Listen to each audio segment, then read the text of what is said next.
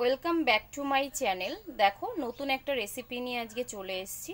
তো দেখো এই যে কাঁচকলাগুলোকে আমি সিদ্ধ করে নিয়েছি, দেখো খোসা সমেত। আর এটা বাড়ির গাছের লঙ্কা, তার সঙ্গে একটা শুকনো লঙ্কা আর পরিমাণ মতন সর্ষে নিয়েছি, যেহেতু সর্ষে প্রচুর ঝাঁঝ হয়। আর বলেছি যে আমাদের ফ্যামিলি মেম্বার যেহেতু কম, তো আমার একদম অল্পতেই হয়ে যায়। তো দেখো একটা কলা, তো কলাতে কত পরিমাণ সর্ষে লাগে, একদম অল্পই দিয়েছি কারণ প্রচুর পরিমাণে ঝাঁঝ হয়। তো এগুলোকে আমি কি করব, খুব ভালোভাবে ফিনিশিং করে বেটে নেব। তো দেখতে থাকো।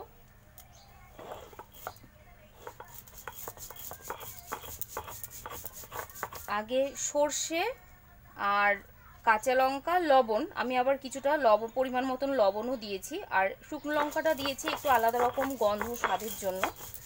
তোমরা যদি মনে করো যে শুধু কাঁচা লঙ্কা দিয়ে করবে তাও হবে। আগে এগুলোকে একদম সুন্দর করে ফিনিশিং করে আমাকে বেটে নিতে হবে।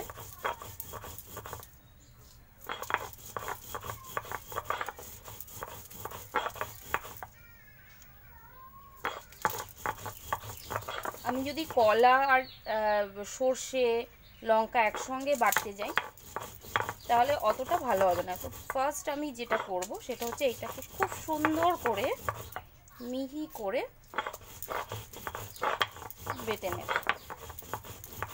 দেখো গরম ভাতে ভীষণ ভালো লাগে, আর গরম ভাতে তো ভালো লাগেই, আর যদি মনে করো তোমরা ঠান্ডা ভাতেও খাবে সেটাও ভালো লাগে, যেহেতু সর্ষে রয়েছে খারাপ লাগে না।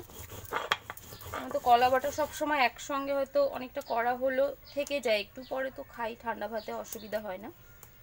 দেখো একদম সুন্দর করে বেটে নিয়েছি। এইবার যে কলাগুলো, এটা হাত দিয়ে আমি একটু এরকমভাবে করে নেব, তো বাটাটার সুবিধা হবে। দেখো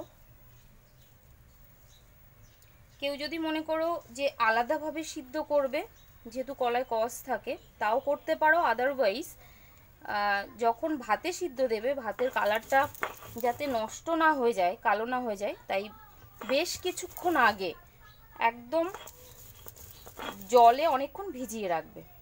ভালো হয় হচ্ছে এখন তো সব কেনা জল দিয়েই রান্না করে, তো আমার মনে হয় সেই কেনা জলের মধ্যে বেশ কিছুক্ষণ 10 মিনিট কেটে ভিজিয়ে রাখলে তো কষটা পুরো বেরিয়ে যায়, ভাতের কালারও চেঞ্জ হয় না। আর বেশ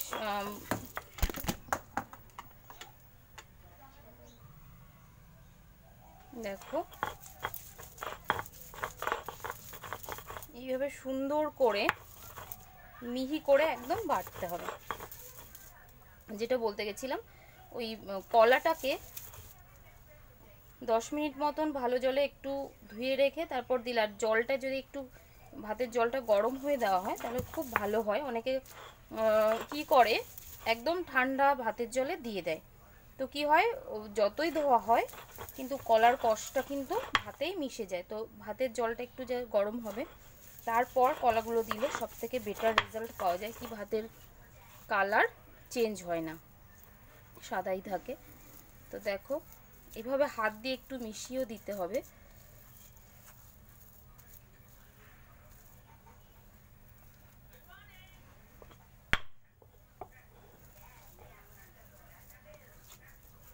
হাত দিয়ে মিশিয়ে দিয়ে আর একটা বাটা দেব।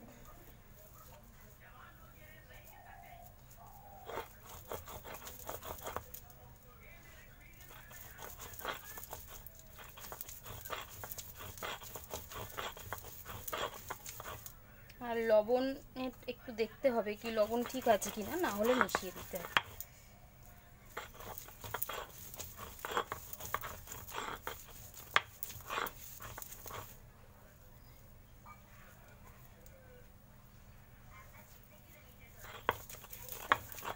আমার শিলনোড়াটা অনেকটা বড়, তো আমার সুবিধাই হয় বাটতে। দেখো একদম সুন্দর মিশে গেছে।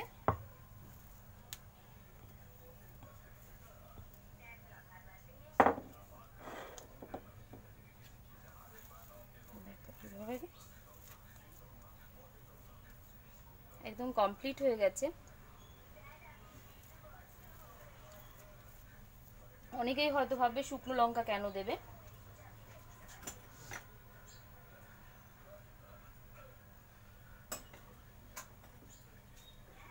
কাঁচা লঙ্কা দেবে, কিন্তু তার সঙ্গে একটা অন্তত শুকনো লঙ্কা দিয়ে দিলে কি হবে, যে গন্ধটা সেটা অসাধারণ লাগে আর খেতে একটু অন্যরকম লাগে। তো দেখো আমার একটু লবণ কম হয়েছে, তো আমি সামান্য একটু লবণ নিয়ে একটু মিশিয়ে দিলাম।